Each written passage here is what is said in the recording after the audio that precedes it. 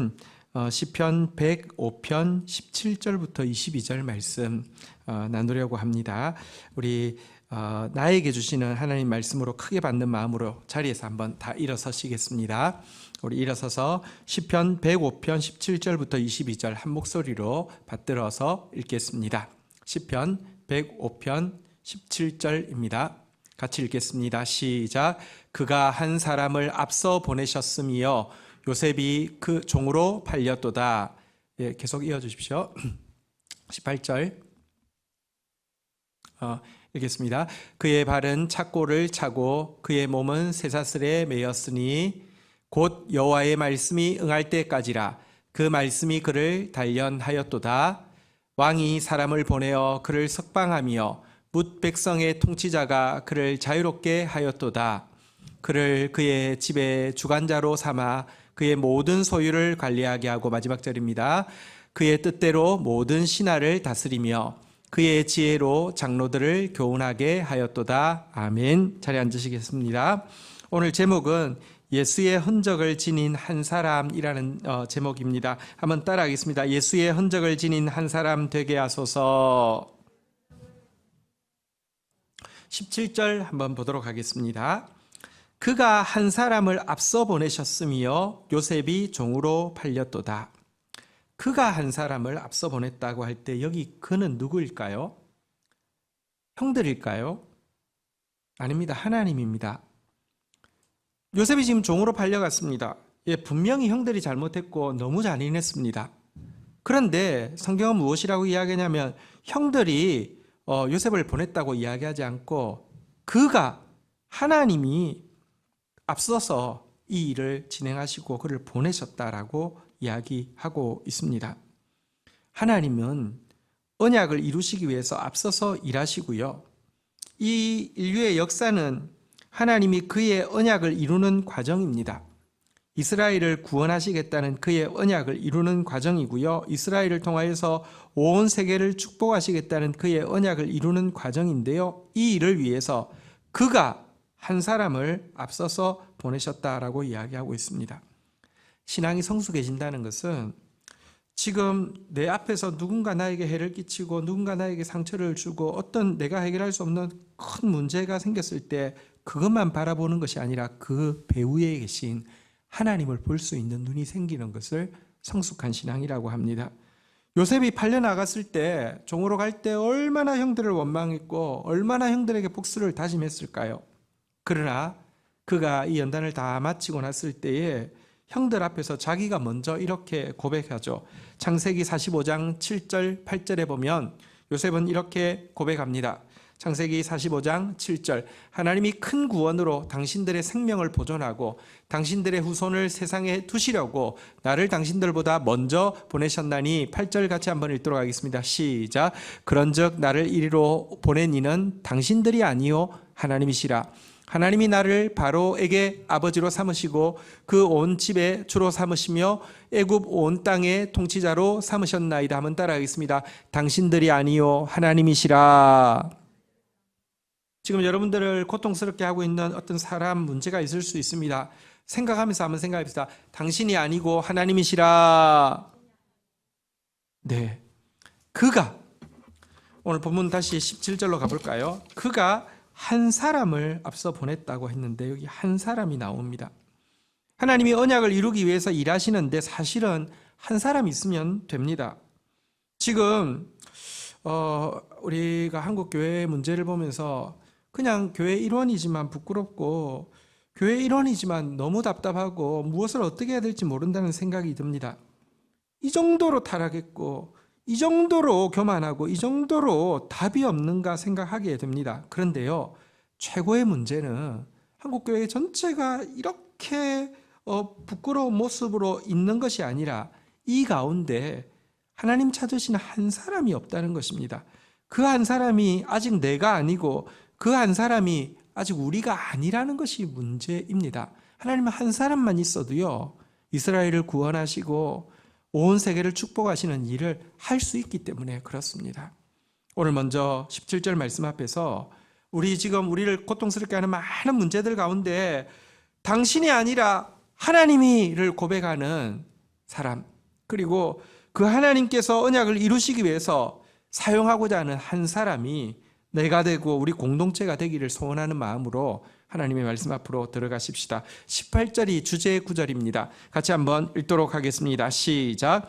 그의 발은 착고를 차고 그의 몸은 쇠사슬에 매였으니.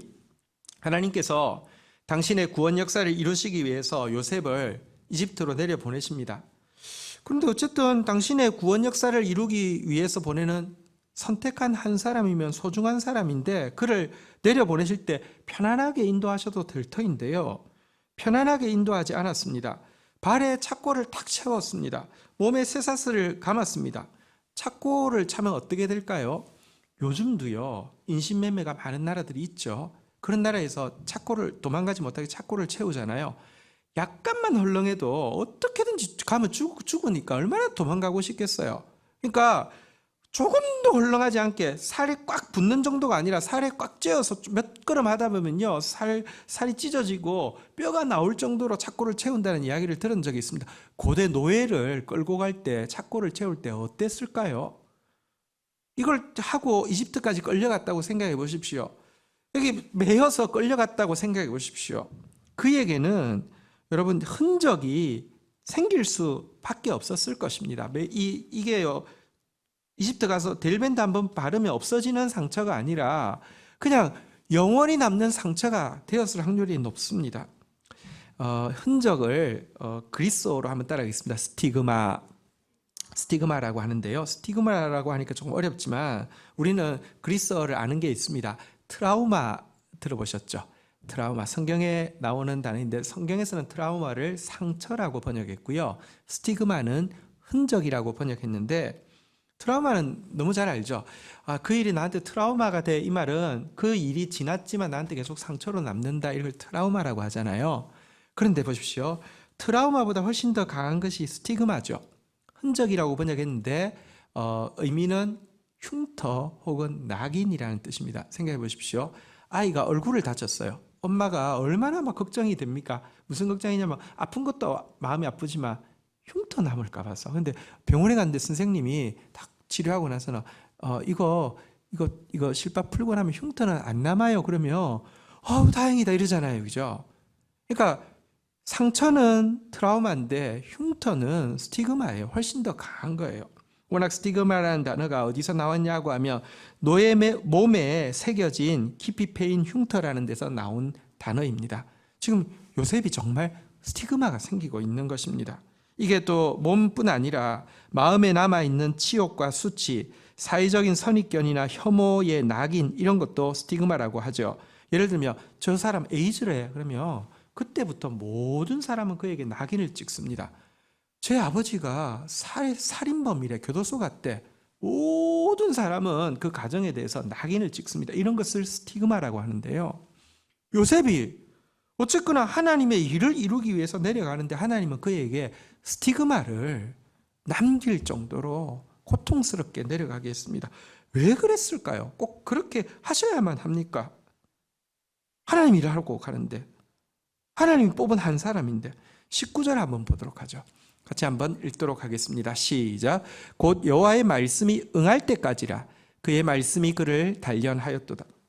이걸 보면 그가 착고를 찼던 것, 그가 쇠사슬에 매였던 것이 한순간에 그친 것이 아님을 알게 됩니다. 말씀이 응할 때까지 착고를 찼다, 쇠사슬에 매였다. 무슨 말입니까?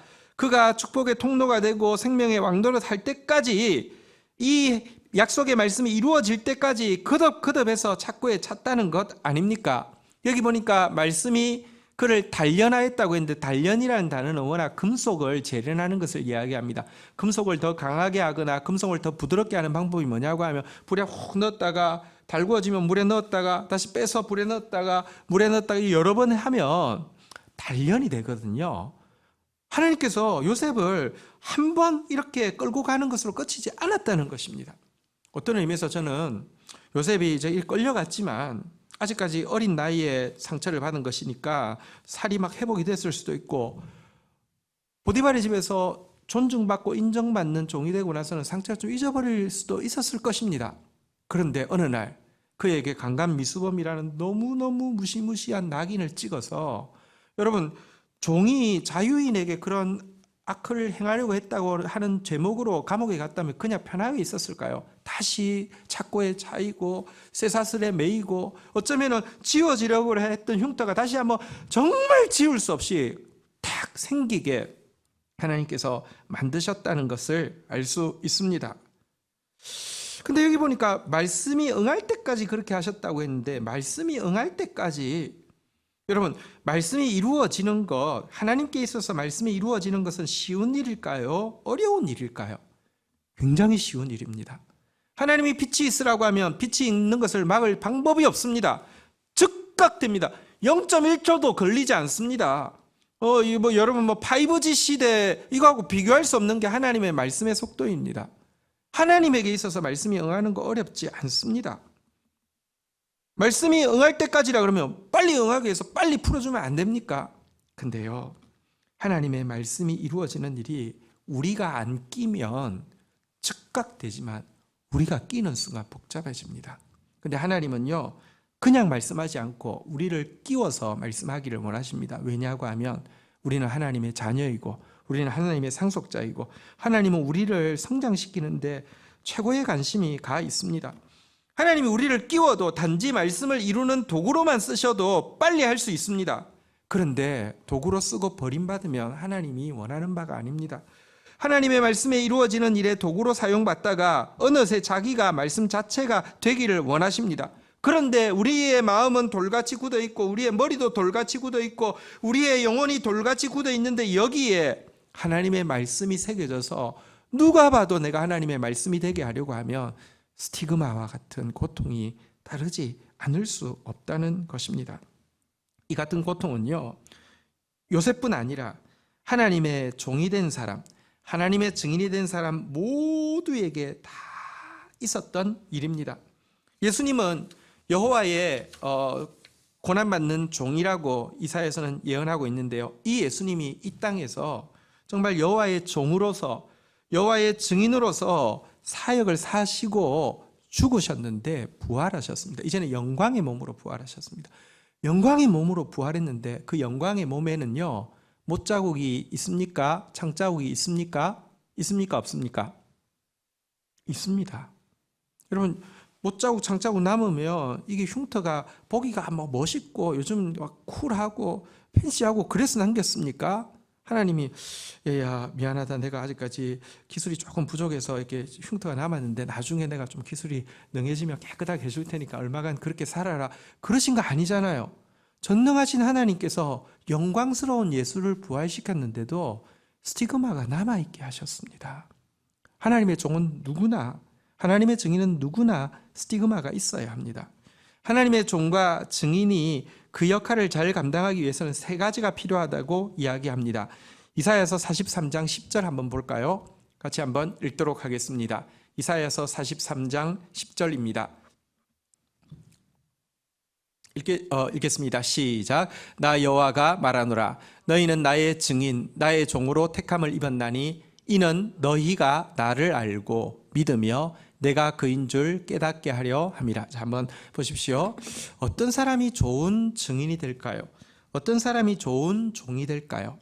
여기 세 가지가 있어야 된다고 하죠. 한번 따라하겠습니다. 나를 알고, 나를 믿으며, 나를 깨닫게 하려 함이라.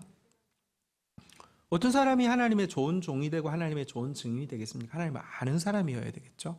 하나님을 믿는 사람이어야 되겠죠. 여기 깨닫게 한다는 것은 원래 뜻은 이해한다는 뜻입니다. 하나님을 이해해야 되겠죠. 자, 이 세 가지가 어떻게 생깁니까? 첫 번째, 하나님을 아는 것. 여러분, 하나님 아는 것은 사실은 어렵지 않습니다. 갓 태어난 아이가 엄마 아빠 압니까? 모릅니까? 압니다. 어떻게 압니까? 엄마 아빠 사랑받으면 엄마 아빠 압니다. 마찬가지입니다. 우리가 하나님의 사랑을 체험하고 나면 하나님이 살아계시는구나, 하나님이 내 아버지가 되시는구나, 나를 사랑하시는구나 알 수 있습니다. 이것은 하나님의 은혜를 받으며 우리는 하나님을 알게 됩니다.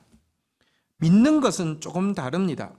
하나님을 믿는 것은요, 그분의 의향과 그분의 성품과 그분의 능력에 대한 믿음이 생기려고 하면 그냥 생기지 않습니다.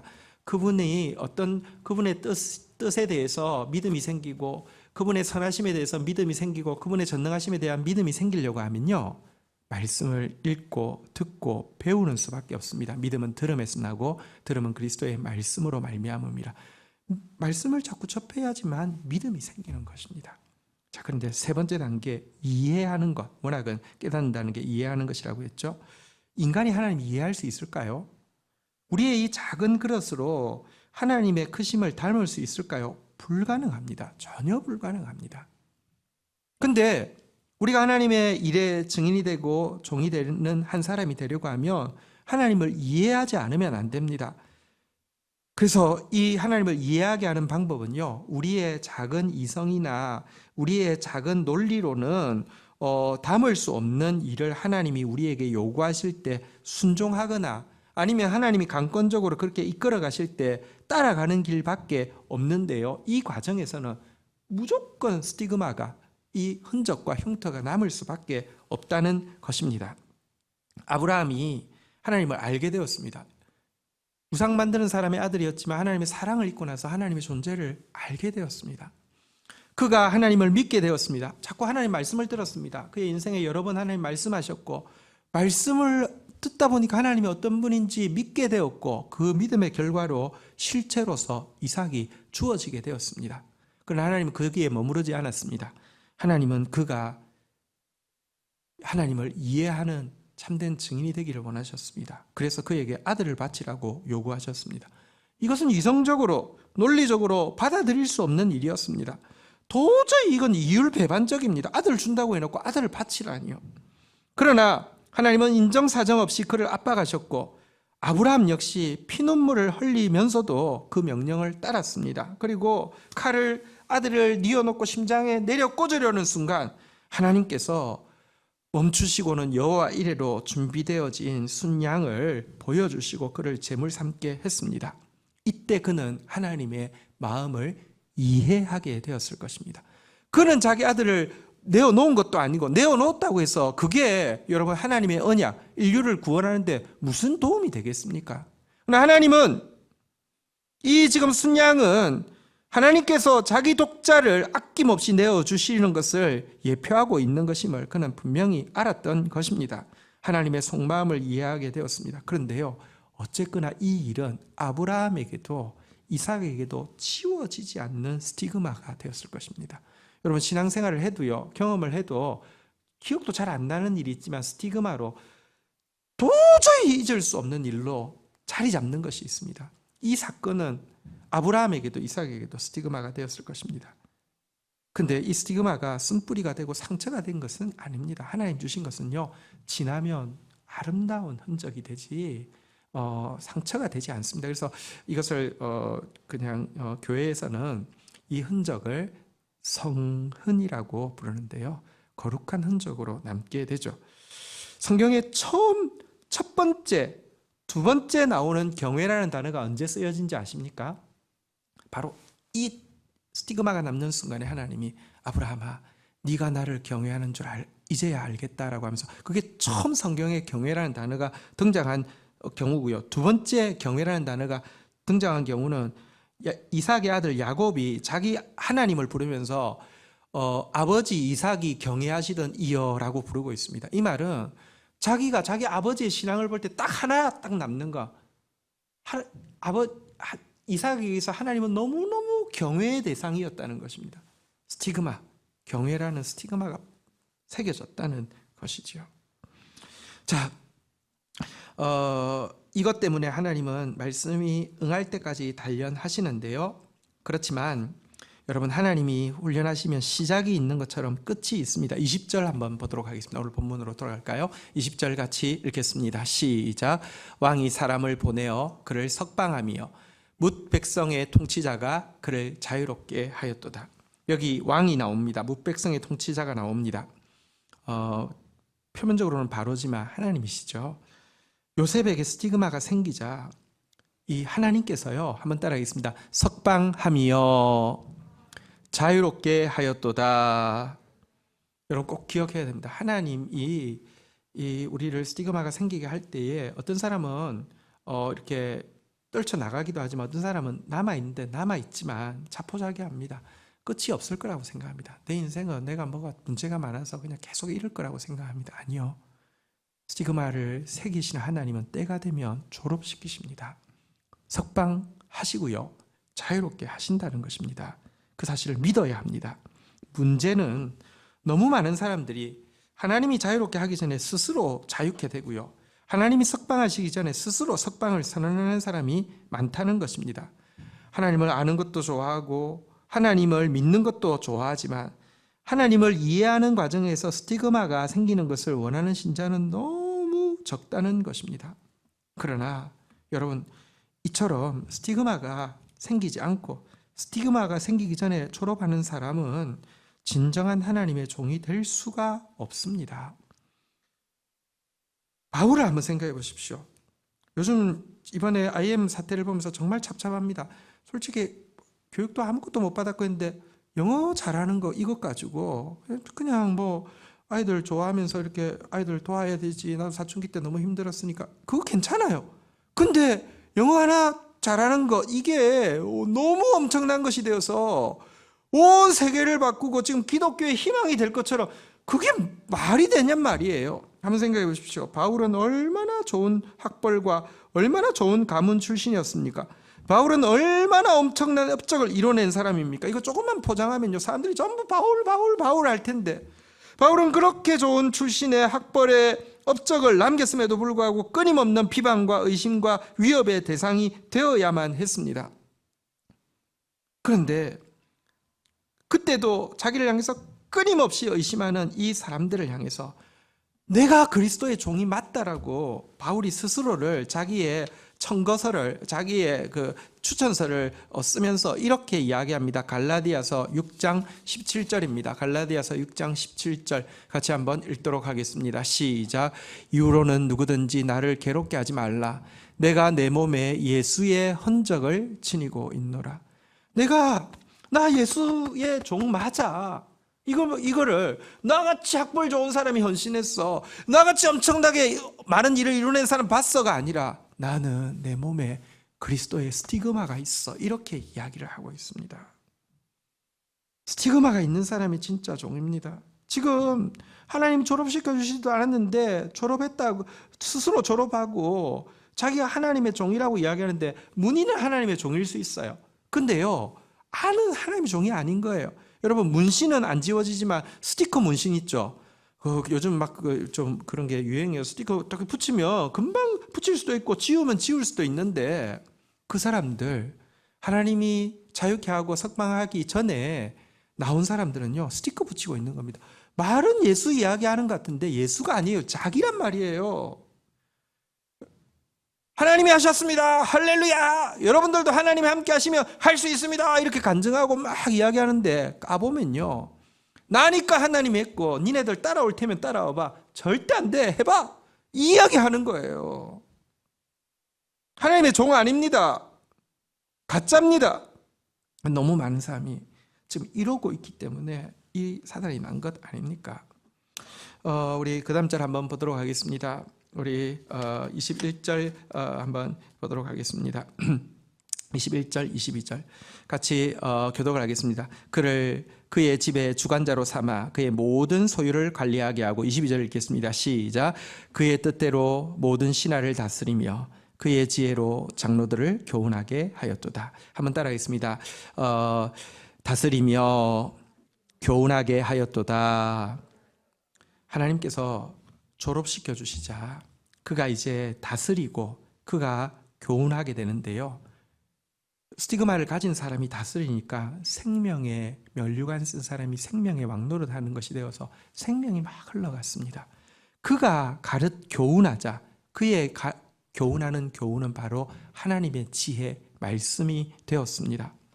여러분, 요셉이 하나님이 졸업할 때까지 스티그마가 새겨지자 비천한 사람들 사정을 알고 품을 수 있는 사람이 되었고요, 억울한 사람들의 심정을 이해하고 함께할 수 있는 사람이 되었습니다. 예수의 스티그마가 새겨지고 나니까 나는 없어지고 예수가 된 것입니다. 자기 부인이 된 것입니다. 비천한 종살이 중에서도 자기 연민에 빠지지 않았고요. 억울한 감옥살이에서도요. 자기 억울함에 매여 있지 않았습니다. 그래서 작은 일에 충성할 수 있었고요. 다른 사람의 고민을 마치 자기 고민처럼 스펀지가 물을 빨아들이듯이 빨아들일 수 있는 사람이 되었습니다. 이런 사람이니 요셉이 하나님이 하셨다라고 간증하는 간증은 제가 조금 전에 이야기했던 그 간증과는 완전히 다른 간증이 됩니다. 여러분, 그가 하나님이 하셨습니다. 나를 총리로 세워주셨습니다. 하나님이 하셨습니다. 나에게 엄청난 지혜를 주셨습니다. 하나님이 하셨습니다. 이럴 때 한 번도 하나님 이야기하지 않았습니다. 자기 이런 이야기도 하지 않았습니다. 그가 하나님 이야기한 거, 하나님이 하셨다고 한 거 언제입니까? 창세기 50장 19절 20절에 보면 나오는데요. 한번 보도록 하겠습니다. 요셉이 그들에게 이르되 두려워하지 마소서. 내가 하나님을 대신하리이까. 20절. 당신들은 나를 해하려 하였으나 하나님은 그것을 선으로 바꾸사 오늘과 같이 많은 백성들의 생명을 구원하려 하셨나니. 21절 같이 한번 읽도록 하겠습니다. 읽겠습니다. 시작. 당신들은 두려워하지 마소서.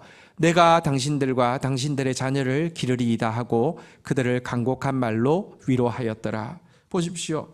하나님이 하셨습니다라는 간증은 자기를 자랑하고 자기를 높이기 위함이 아니라 제일 약한 사람들 위로하고 제일 약한 사람들 이렇게 두려워하지 않게 하기 위해서 사용하고 있는 것입니다. 안심하게 하기 위해서 사용하고 있는 것입니다. 이것이 스티그마를 가진 사람만 할 수 있는 일인 것입니다. 말씀을 정리하겠습니다. 우리 성경 구절 한 구절 읽고 정리하겠는데요. 갈라디아서 5장 24절입니다. 같이 한번 읽겠습니다. 시작. 그리스도 예수의 사람들은 육체와 함께 그 정욕과 탐심을 십자가에 못 박았느니라. 여러분, 소유에는 이름을 써죠. 짐승도 누구 소유하면 도장을 콱 찍어서 이름을 씁니다. 여러분, 토이스토리에 보면 누구죠?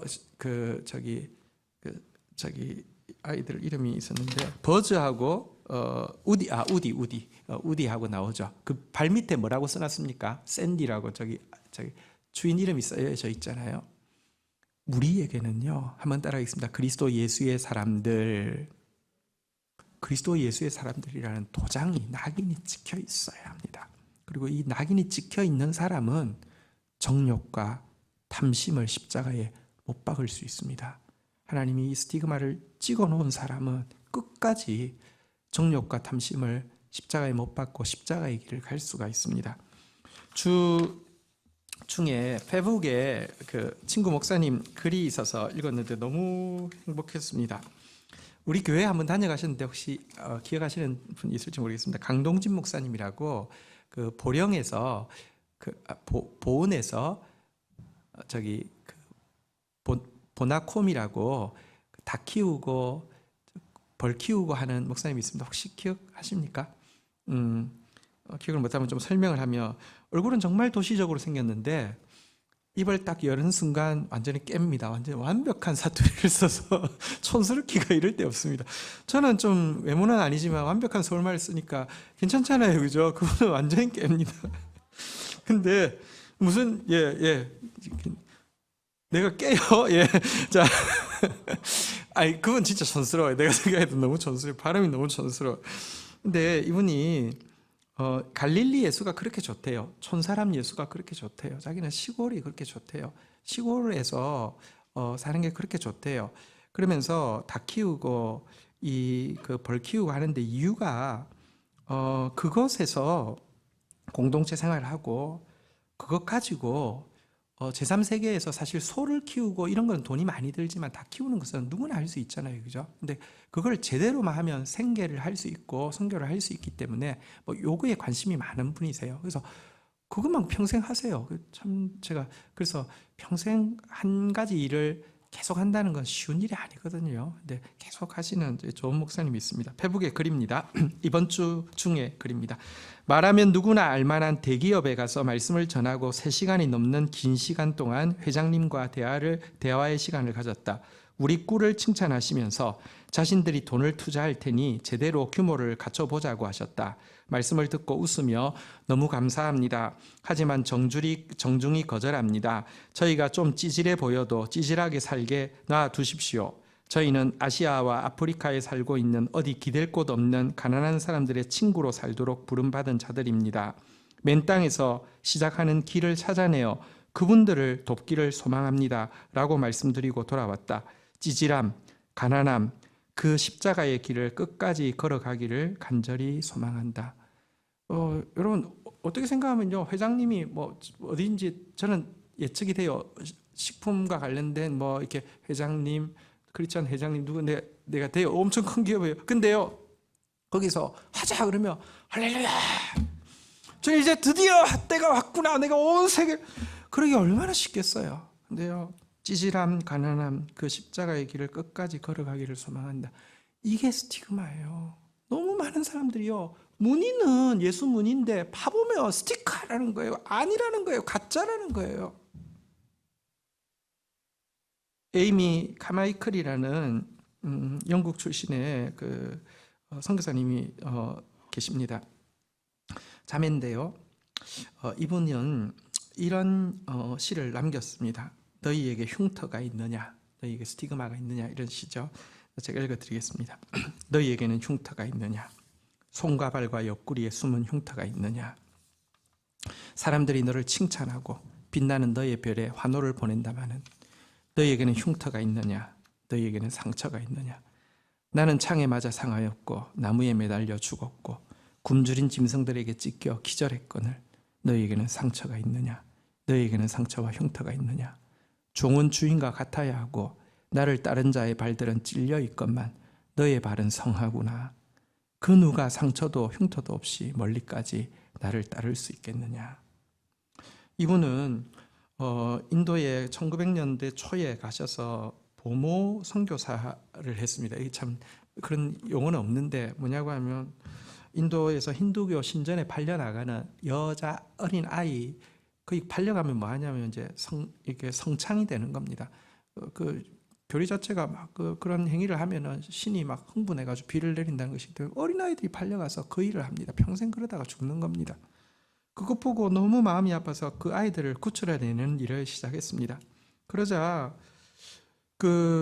이거 아이들을 팔아먹는 조직으로부터 얼마나 많은 그 살해 협박과 납치 협박을 당했겠습니까? 이제 처녀 선교사니까요, 얼마나 납치 협박을 많이 당했겠습니까? 뿐만 아니라 선교단체에서도 영국에서 교육 다 받고 간 사람이 아이를 구출해 오면 심지어 생후 10일도 안 된 아이를 팔아먹는데요. 그 아이 구출해 오면 어떻게 합니까? 선교사가 무슨 선교사예요? 똥오줌 치우는 일을 하죠. 그리고 여러분, 구출해 오는데 돈 들죠. 아이 키우는데 돈 들죠. 돈은 많이 들고 힘은 많이 드는데 효율은 없으니까 선교단체에서도 찌질한 일을 하지 말라고, 그리고 선교단체에서도 이게 뭐 보고를 하려고 하면 멋진 일이어야 되는데 이건 뭐 돈만 많이 들고 효율 없으니까 그렇게 싫어하고 그 일을 평생을 했습니다. 그러면서 또 평생 몸을 가누기 힘든 정도의 질병을 안고 그 일을 하고 평생을 그렇게 하다가 하나님 품에 안기신 분이 계십니다. 이게 여러분 그리스도 예수의 사람들 아닙니까? 이런 사람들은 그 정욕과 탐심을 십자가에 못 박은 사람 아닙니까? 하나님은 이 예수의 흔적을 가진 한 사람이 있으면 지금도 얼마든지 당신의 말씀이 응하게 하시고요, 당신의 언약을 이루십니다. 그런 저가 되기를, 그런 우리 공동체가 되기를, 그래서 이 오욕으로 가득 찬 한국 교회 가운데서도 하나님의 뜻을 이루고 계신 하나님께 수종될 수 있기를 간절히 사모합니다. 말씀을 정리하면서 우리 찬양을 한 곡 하려고 하는데요, 저는 고영원 형제 참 좋아하는 것이 뭐 너무 곡이 좋은 것도 있지만 지금 저희들이 알고 지낸 지가 30년이 더 넘었죠. 오래 지났는데 갈수록 더 헌신되고 갈수록 더 영성이 깊어지지만 갈수록 더 무명해집니다. 옛날에는 고용원 씨 그러면 다 알았는데 요즘은 잘 모르세요. 근데요, 변함없이 한 길 걸으면서 진짜 기쁘게 그 소명을 감당하는 것은 정말 그런 동력자가 있어서 참 행복합니다.